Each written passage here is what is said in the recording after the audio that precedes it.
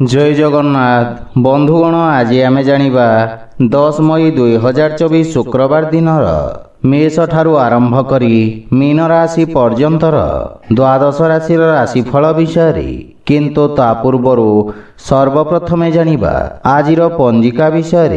आज होची 10 मई 2024 शुक्रवार बैशाख शुक्लपक्ष तृतीया मेष 28 दिन।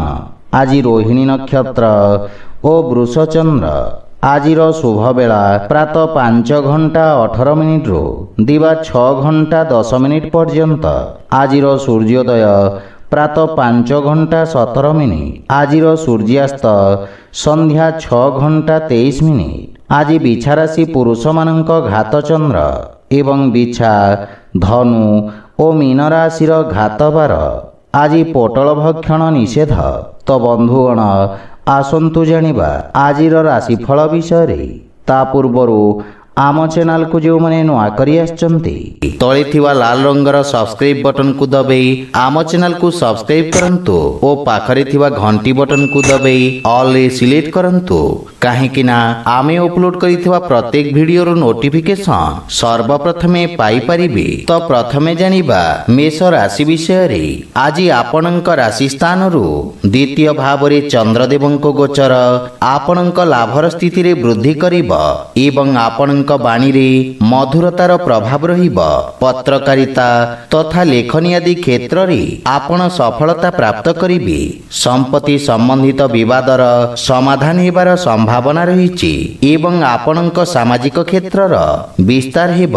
कार्य क्षेत्र रे लोके आपणक कार्यशैली रे प्रभावित हेबे। पारिवारिक जीवन रे जीवन साथींक सहित उत्तम समय व्यतीत करिबे तथा परिवार रे प्रेम तथा उत्साह वातावरण रहिब।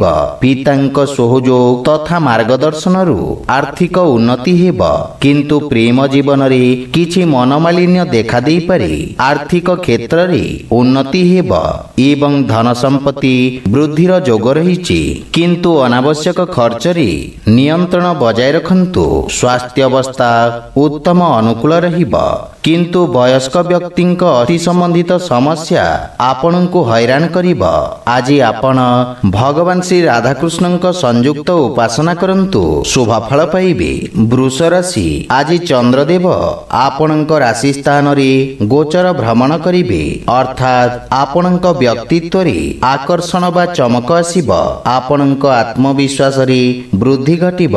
वाणिज्य व्यवसाय क्षेत्र रे आपणଙ୍କ द्वारा करा जायथिबा परिवर्तन आपणଙ୍କୁ सकारात्मक परिणाम प्रदान करिब एवं आपणଙ୍କ व्यवहारिक विचार पूर्वरु देखा दउथवा समस्यारु आपणଙ୍କୁ मुक्ति प्रदान करिब। समाज रे आपणଙ୍କ प्रतिष्ठा मान सम्मान वृद्धि पाइब एवं इच्छुक क्षेत्र रे उच्च शिक्षार मार्ग प्रशस्त हेब। पितांक परामर्श महत्वपूर्ण साब्यस्त हेब एवं जीवन साथींक संबंध रे प्रगाढ़ता आसीब। मातुल घर पक्षरु मध्य लाभर संभावना रहिछि। विदेशरु सुखद समाचार मिलिब एवं विवाह योग्य व्यक्तिंक पई किछि उत्तम प्रस्ताव मिलिबार संभावना रहिछि। राजकीय पक्षरु लाभ हेब एवं नुआ सरकारी अनुबंध प्राप्ति हेबार संभावना रहिछि। आर्थिक पक्ष मजबूत हेब। स्वास्थ्य अवस्था मध्यम रहिब। आज आपण निर्धन व्यक्ति को सहायता करंतु शुभ फल पाइबे। मिथुन राशि। आपणक राशि रु द्वादश भाव रे चंद्रदेवंको गोचर कारणरु चाकरी और व्यवसाय क्षेत्र रे किछि अनावश्यक समस्या उत्पन्न हेब। सेथि पई अधिकारींक पक्षरु निज संबंधर विषय ध्यान रखंतु। रोजगार रे परिवर्तन पई समय शुभ नुहे। आपणक व्यावसायिक क्षेत्र रे अनावश्यक खर्च रे वृद्धिर संभावना रहिछि। आर्थिक स्थिति असंतुलित रहिब। छात्र छात्री मानंकु निज लक्ष्य प्राप्त करिबा पई अधिक परिश्रम करिबाकु पड़िब। धैर्य तथा एकाग्रता सहित निज पारिवारिक कर्तव्यर निर्वाहन करिबे। आपणक पारिवारिक खर्च रे वृद्धि आपणको मानसिक चिंतित करिब। ଆପଣ ନିଜ ଭବିଷ୍ୟତ ତଥା ପାରିବାରିକ ସମ୍ପର୍କକୁ ନେଇ ସାମାନ୍ୟ ଚିନ୍ତିତ ରହିବେ। ବାଣୀ ଓ କ୍ରୋଧରେ ନିୟନ୍ତ୍ରଣ ବଜାୟ ରଖନ୍ତୁ। ପ୍ରେମ ସମ୍ବନ୍ଧରେ କିଛି ସମସ୍ୟା ଦେଖାଦେଇପାରେ। କିଛି ଛୋଟିଆ ଋଣ ଭାର ଆପଣଙ୍କୁ ବ୍ୟଥିତ କରିବ ଏବଂ ସ୍ୱାସ୍ଥ୍ୟାବସ୍ଥା ସାମାନ୍ୟ ରହିବ। ଆଜି ଆପଣ ଗୋମାତାଙ୍କୁ ଖାଇବାକୁ ଦିଅନ୍ତୁ, ଶୁଭ ଫଳ ପାଇବେ। କର୍କଟ ରାଶି, ଆପଣଙ୍କ ଏକାଦଶ ଭାବରେ ଚନ୍ଦ୍ରଦେବଙ୍କ ଗୋଚର ଆପଣଙ୍କ ଲାଭର ସ୍ଥିତିକୁ ବୃଦ୍ଧି କରିବ।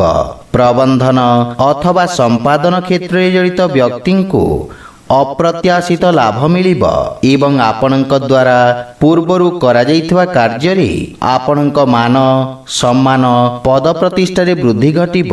କିଛି ଗଣ୍ୟମାନ୍ୟ ବ୍ୟକ୍ତିଙ୍କ ସହିତ ସାକ୍ଷାତ କରିପାରନ୍ତି। ବାଣିଜ୍ୟ ବ୍ୟବସାୟର ସ୍ଥିତି ଉତ୍ତମ ହେବାକୁ ଲାଗିବ ଏବଂ ନୂଆ କୌଶଳର ପ୍ରୟୋଗରୁ ପରିସ୍ଥିତିକ ଅନୁକୂଳନ ପ୍ରାପ୍ତି ହେବ। ପୈତୃକ ବ୍ୟବସାୟ ସମ୍ବନ୍ଧିତ କିଛି ଶୁଭ ସମାଚାର ମିଳିବାରୁ ମନରେ ପ୍ରସନ୍ନତା ଅନୁଭବ କରିବେ। ପିତାଙ୍କ ସହଯୋଗ ଲାଗି ରହିବ ଏବଂ ଆପଣଙ୍କ ବିନମ୍ରତା ଛୋଟ ଭାଇ ଭଉଣୀଙ୍କ ସମ୍ପର୍କରେ ଘନିଷ୍ଠତା ଆଣିବ ଏବଂ ସେମାନେ ଆପଣଙ୍କ ଅନୁସରଣ କରିବେ। ଆର୍ଥିକ ପକ୍ଷ ମଜବୁତ ହେବାକୁ ଲାଗିବ ଏବଂ ପୂର୍ବରୁ ବକେୟା ଦେଇଥିବା ଅର୍ଥ ଆପଣ ଆଜି ଫେରି ପାଇବେ। ବୈବାହିକ ଦାମ୍ପତ୍ୟ ଜୀବନ ସୁଖମୟ ହେବ। ସ୍ୱାସ୍ଥ୍ୟାବସ୍ଥାରେ ଶାରୀରିକ ଊର୍ଜାବାନ ତଥା କର୍ମଠ ରହିବେ ଏବଂ ଲମ୍ବା ସମୟରୁ ଦେଖାଦେଉଥିବା ସ୍ୱାସ୍ଥ୍ୟ ସମସ୍ୟାରୁ ମୁକ୍ତି ମିଳିବ।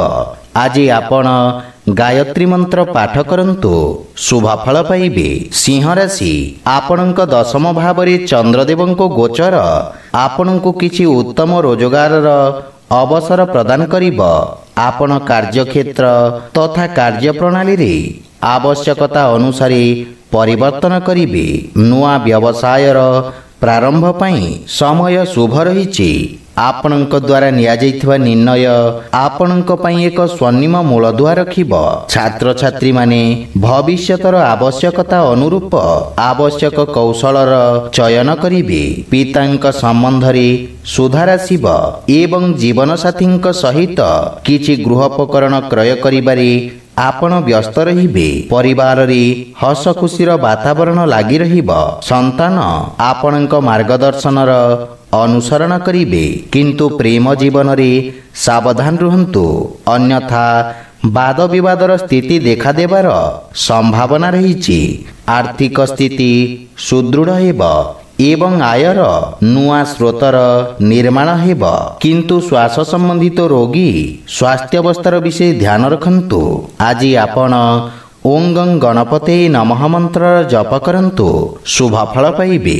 କନ୍ୟା ରାଶି, ଆପଣଙ୍କ ନବମ ଭାବରେ ଚନ୍ଦ୍ରଦେବଙ୍କ ଗୋଚର ଆପଣଙ୍କ ପାଇଁ ଭାଗ୍ୟବର୍ଦ୍ଧକ ରହିବ। ରୋଜଗାର କ୍ଷେତ୍ରରେ ସଫଳତା ପ୍ରାପ୍ତ କରିବେ ଏବଂ ଆପଣଙ୍କ ପରାକ୍ରମୀ ତଥା କର୍ମଠ ସ୍ୱଭାବର ପ୍ରଶଂସା ହେବ। କଳା ତଥା ମନୋରଞ୍ଜନ କ୍ଷେତ୍ରରେ ସମ୍ବନ୍ଧିତ ବ୍ୟକ୍ତିଙ୍କ ଖ୍ୟାତିର ବିସ୍ତାର ହେବ। ବିଦ୍ୟାର୍ଥୀ ଛାତ୍ରଛାତ୍ରୀମାନଙ୍କୁ ବନ୍ଧୁମିତ୍ରଙ୍କ ସହଯୋଗ ମିଳିବ ଏବଂ କାର୍ଯ୍ୟକ୍ଷେତ୍ରରେ କିଛି ସମସ୍ୟା ଦେଖାଦେଇପାରେ, କିନ୍ତୁ ଆପଣ ସମସ୍ତ ସମସ୍ୟାକୁ ସଫଳତାପୂର୍ବକ ସମାଧାନ କରିବେ। ବିଦେଶରୁ କିଛି ଶୁଭ ସମାଚାର ମିଳିବାରୁ ମନ ପ୍ରସନ୍ନ ରହିବ ଏବଂ ବଡ଼ ଭାଇଙ୍କ ବିଶେଷ ସହଯୋଗ ଆପଣଙ୍କ ଉନ୍ନତିର କାରଣ ହେବ। ପରିବାରର ସୁଖ ସମୃଦ୍ଧି ପାଇଁ ଆପଣ ବ୍ୟୟ କରିବେ। ଜୀବନସାଥୀଙ୍କ ସମ୍ପର୍କରେ ଘନିଷ୍ଠତା ଆସିବ। ପ୍ରେମ ଜୀବନରେ ନବୀନ ସମ୍ବନ୍ଧ ସ୍ଥାପିତ ହେବ ଏବଂ ଆର୍ଥିକ ସ୍ଥିତିରେ ସୁଧାର ହେବ। ଆକସ୍ମିକ ଧନଲାଭର ମଧ୍ୟ ଯୋଗ ରହିଛି। ସେୟାର ମାର୍କେଟ ଆଦି ନିବେଶରୁ ଆପଣ ଲାଭବାନ ହେବେ, କିନ୍ତୁ ସ୍ୱାସ୍ଥ୍ୟାବସ୍ଥାର ବିଷୟ ଧ୍ୟାନ ରଖନ୍ତୁ। ବିଶେଷ ରୂପରେ ହୃଦୟ ସମ୍ବନ୍ଧିତ ରୋଗୀଙ୍କୁ ସାବଧାନ ରହିବା ଉଚିତ। ଆଜି ଆପଣ ବିଷ୍ଣୁ ସହସ୍ରନାମର ପାଠ କରନ୍ତୁ, ଶୁଭ ଫଳ ପାଇବେ। ତୁଳା ରାଶି, ଆପଣଙ୍କ ରାଶି ସ୍ଥାନରୁ ଅଷ୍ଟମ ଭାବରେ ଗୋଚରରତ ଚନ୍ଦ୍ରଦେବଙ୍କ କାରଣରୁ ବ୍ୟବସାୟିକ ତଥା ରାଜକୀୟ କର ଭଳି ଖର୍ଚ୍ଚ ଆପଣଙ୍କ ଆର୍ଥିକ ସନ୍ତୁଳନକୁ ଖରାପ କରିବ ଏବଂ କିଛି ଆକସ୍ମିକ ସମସ୍ୟାର ଆପଣଙ୍କୁ ସାମ୍ନା କରିବାକୁ ପଡ଼ିବ। କାର୍ଯ୍ୟକ୍ଷେତ୍ରରେ କାର୍ଯ୍ୟର ଅଧିକତା ବା ଅସାମଞ୍ଜସ୍ୟର ସ୍ଥିତି ମାନସିକ ଚିନ୍ତାର କାରଣ ହେବ। ବିଦ୍ୟାର୍ଥୀ ଛାତ୍ରଛାତ୍ରୀମାନଙ୍କୁ ନିଜ ଲକ୍ଷ୍ୟ ପ୍ରାପ୍ତ କରିବାରେ ସଂଘର୍ଷ କରିବାକୁ ପଡ଼ିବ ଏବଂ ଭାଇ ଭଉଣୀଙ୍କ ସମ୍ପର୍କରେ ମତଭେଦ ଦେଖାଦେଇପାରେ, କିନ୍ତୁ ଜୀବନସାଥୀଙ୍କ ସହଯୋଗ ଆପଣଙ୍କ ପାଇଁ ସହାୟକ ସିଦ୍ଧ ହେବ। ପରିବାରରେ କୌଣସି ସଦସ୍ୟଙ୍କ ସହିତ ଛୋଟ ଛୋଟ କଥାରେ ମତଭେଦର ସମ୍ଭାବନା ରହିଛି। ଦୈନିକ ଦିନଚର୍ଯ୍ୟାରେ ବ୍ୟବଧାନ ଉତ୍ପନ୍ନ ହେବ, କିନ୍ତୁ ପ୍ରେମ ଜୀବନରେ ପରସ୍ପର ସମ୍ମାନ କରିବାରୁ ସମ୍ପର୍କରେ ପ୍ରଗାଢ଼ତା ଆସିବ। ଆର୍ଥିକ ସ୍ଥିତି ସାମାନ୍ୟ ରହିବ। ସେଥିପାଇଁ ଯେକୌଣସି ନିବେଶ କରିବା ପୂର୍ବରୁ ଅନୁଭବୀ ବ୍ୟକ୍ତିଙ୍କ ପରାମର୍ଶ ଅବଶ୍ୟ ନିଅନ୍ତୁ, ଅନ୍ୟଥା କ୍ଷତିର ସମ୍ଭାବନା ରହିଛି। ରୋଗ, ବିଷ ଓ ଶତ୍ରୁ ପ୍ରତି ସାବଧାନ ରୁହନ୍ତୁ। ଆଜି ଆପଣ ପକ୍ଷୀଙ୍କୁ ଦାନା ଖାଇବାକୁ ଦିଅନ୍ତୁ, ଶୁଭ ଫଳ ପାଇବେ। ବିଛା ରାଶି, ଆପଣଙ୍କ ରାଶି ସ୍ଥାନରୁ ସପ୍ତମ ଭାବରେ ଚନ୍ଦ୍ରଦେବଙ୍କ ଗୋଚର ଆପଣଙ୍କ କାର୍ଯ୍ୟକ୍ଷେତ୍ରରେ କୌଣସି ମହିଳା ସହଭାଗୀଙ୍କ ସହଯୋଗରୁ ସମସ୍ୟା ଦୂର ହେବ। ସରକାରୀ କ୍ଷେତ୍ର, ଓକିଲାତି ତଥା ଜନସମ୍ପର୍କ ସମ୍ବନ୍ଧିତ ବ୍ୟକ୍ତିଙ୍କୁ ବିଶେଷ ଲାଭ ମିଳିବ। ବାଣିଜ୍ୟ ବ୍ୟବସାୟରେ ଆପଣଙ୍କୁ ସଫଳତା ପ୍ରାପ୍ତି ହେବ। ଶିକ୍ଷା କ୍ଷେତ୍ରରେ ଛାତ୍ରଛାତ୍ରୀମାନଙ୍କୁ ନୂଆ ଅବସର ମିଳିବ ଏବଂ ଜୀବନସାଥୀଙ୍କ ସହିତ କରାଯାଇଥିବା ବ୍ୟବସାୟରେ ଲାଭ ପ୍ରାପ୍ତି ହେବ ତଥା ଆପଣଙ୍କ ପାରିବାରିକ ସୁଖ ସମୃଦ୍ଧିରେ ବୃଦ୍ଧି ଘଟିବ। ପରିବାର ସଦସ୍ୟଙ୍କ ପୂର୍ଣ୍ଣ ସହଯୋଗ ମିଳିବ ଏବଂ ମାତାପିତାଙ୍କ ଆଶୀର୍ବାଦ ତଥା ମାର୍ଗଦର୍ଶନରୁ ଆପଣ ଲାଭବାନ ହେବେ। ପ୍ରେମ ସମ୍ବନ୍ଧରେ ସ୍ଥାୟିତ୍ୱ ପ୍ରାପ୍ତି ହେବ। ଦୈନିକ ରୋଜଗାରରୁ ଅତିରିକ୍ତ ଆୟର ନୂଆ ସ୍ରୋତ ବିକଶିତ ହେବ। ବାଣିଜ୍ୟ ବ୍ୟବସାୟରେ ନୂଆ ନିବେଶର ସନ୍ଧାନରେ ଆପଣ ସଫଳ ହେବେ, କିନ୍ତୁ ତ୍ୱଚା ସମ୍ବନ୍ଧିତ ରୋଗ ପ୍ରତି ସାବଧାନ ରୁହନ୍ତୁ। ଆଜି ଆପଣ ମାତା ଦୁର୍ଗାଙ୍କ ଉପାସନା କରନ୍ତୁ, ଶୁଭ ଫଳ ପାଇବେ।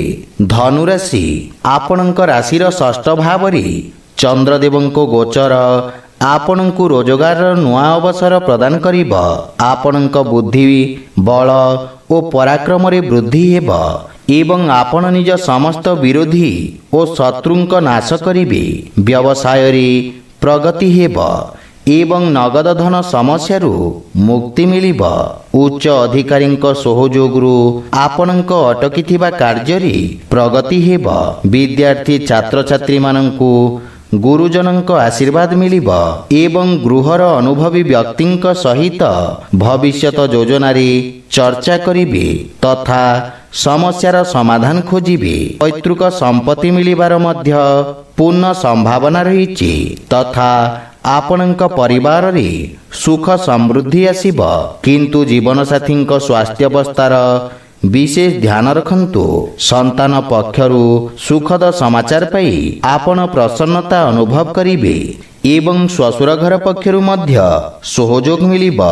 ଆର୍ଥିକ ସ୍ଥିତି କ୍ଷେତ୍ରରେ ଉନ୍ନତି ହେବ ଏବଂ ଆପଣଙ୍କ ଋଣରୁ ମୁକ୍ତି ପାଇବାର ପ୍ରୟାସ ସଫଳ ହେବ।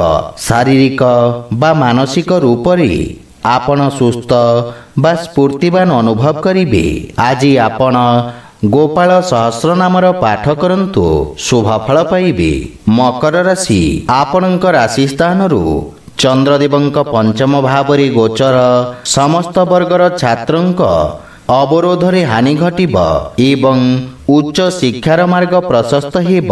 ସୃଜନାତ୍ମକ କ୍ଷେତ୍ରରେ ଜଡ଼ିତ ବ୍ୟକ୍ତିଙ୍କ ପାଇଁ ଏହି ସମୟ ବିଶେଷ ଫଳଦାୟକ ସିଦ୍ଧ ହେବ। ରୋଜଗାର କ୍ଷେତ୍ରରେ ଆପଣଙ୍କୁ ନିଜ କୌଶଳ ପ୍ରଦର୍ଶିତ କରିବାର ଅବସର ମିଳିବ ଏବଂ ଉଚ୍ଚ ଅଧିକାରୀ ବର୍ଗଙ୍କ ପକ୍ଷରୁ ଆପଣଙ୍କୁ ପ୍ରୋତ୍ସାହନ ମିଳିବ। ସମାଜ କଲ୍ୟାଣକାରୀ କାର୍ଯ୍ୟରେ ଜଡ଼ିତ ବ୍ୟକ୍ତି ଯଶ ପ୍ରାପ୍ତ କରିବେ, କିନ୍ତୁ ପାରିବାରିକ ଜୀବନରେ ଜୀବନସାଥୀଙ୍କ ସହିତ ନିଜ ସମ୍ପର୍କର ଧ୍ୟାନ ରଖନ୍ତୁ ଏବଂ ଅନାବଶ୍ୟକ ବାଦ ବିବାଦରୁ ଦୂରେଇ ରୁହନ୍ତୁ। ବାଣୀରେ ସଂଯମତା ରଖିବା କାରଣରୁ ମାନସିକ ଚିନ୍ତାରୁ ମୁକ୍ତି ମିଳିବ। ବଡ଼ ଭାଇ ଭଉଣୀଙ୍କ ସହଯୋଗ ଲାଗି ରହିବ ଏବଂ ପରିବାର ସଦସ୍ୟଙ୍କ ସହିତ ଆପଣ ମଧୁର ସମୟ ବ୍ୟତୀତ କରିବେ। ଆର୍ଥିକ ସମସ୍ୟାରେ ସୁଧାର ହେବ ଏବଂ କାର୍ଯ୍ୟରେ ପ୍ରଗତି ହେବ ତଥା ଆର୍ଥିକ ଲାଭର ମାର୍ଗ ପ୍ରଶସ୍ତ ହେବ। ଧ୍ୟାନ ତଥା ଯୋଗ ମାଧ୍ୟମରେ ଆପଣଙ୍କ ସୃଜନାତ୍ମକ କ୍ଷମତାର ବିକାଶ ହେବ ତଥା ମାନସିକ ଶାନ୍ତି ମିଳିବ। ଆଜି ଆପଣ ହନୁମାନ ଚାଳିଶା ପାଠ କରନ୍ତୁ, ଶୁଭ ଫଳ ପାଇବେ। କୁମ୍ଭ ରାଶି, ଆପଣଙ୍କ ରାଶିରୁ ଚତୁର୍ଥ ଭାବରେ ଚନ୍ଦ୍ରଦେବଙ୍କ ଗୋଚର ଆପଣଙ୍କ ବ୍ୟବସାୟ କ୍ଷେତ୍ରରେ ସମସ୍ୟା ଉତ୍ପନ୍ନ କରିବ। ସହକର୍ମୀ ଆପଣଙ୍କ ପ୍ରତି ଈର୍ଷା ପରାୟଣ ହୋଇ ଆପଣଙ୍କ ବିରୁଦ୍ଧରେ ଷଡ଼ଯନ୍ତ୍ର କରିପାରନ୍ତି, ଯାହା ଆପଣଙ୍କ ପାଇଁ କ୍ଷତିଦାୟକ ସିଦ୍ଧ ହେବ। ରାଜକୀୟ ସେବାରେ ଜଡ଼ିତ ବ୍ୟକ୍ତିଙ୍କୁ ଅଧିକ ସାବଧାନ ରହିବା ଉଚିତ। ବିଦ୍ୟାର୍ଥୀ ଛାତ୍ରଛାତ୍ରୀମାନଙ୍କ ପାଇଁ ସମୟ ସାମାନ୍ୟ ସଂଘର୍ଷପୂର୍ଣ୍ଣ ରହିବ ଏବଂ ସଫଳତା ପାଇବା ପାଇଁ ଅଧିକ ପରିଶ୍ରମ କରିବାକୁ ପଡ଼ିବ। ପାରିବାରିକ ଜୀବନରେ କିଛି ଅନାୟାସ କାରଣରୁ ପାରିବାରିକ ସୁଖରେ ହାନି ଘଟିବ ତଥା ଆପଣଙ୍କ ଖର୍ଚ୍ଚରେ ବୃଦ୍ଧି ହେବ। ଦାମ୍ପତ୍ୟ ଜୀବନରେ ପରସ୍ପର ମଧ୍ୟରେ ଭୁଲ ବୁଝାମଣା ଦେଖାଦେଇପାରେ, ସେଥିପାଇଁ ଛୋଟ ଛୋଟ କଥାକୁ ଧ୍ୟାନରେ ରଖନ୍ତୁ, ଅନ୍ୟଥା ମନୋମାଳିନ୍ୟର ସମ୍ଭାବନା ରହିଛି। କିନ୍ତୁ ପ୍ରେମ ଜୀବନରେ କିଛି ମଧୁର କ୍ଷଣ ପ୍ରାପ୍ତି ହେବ।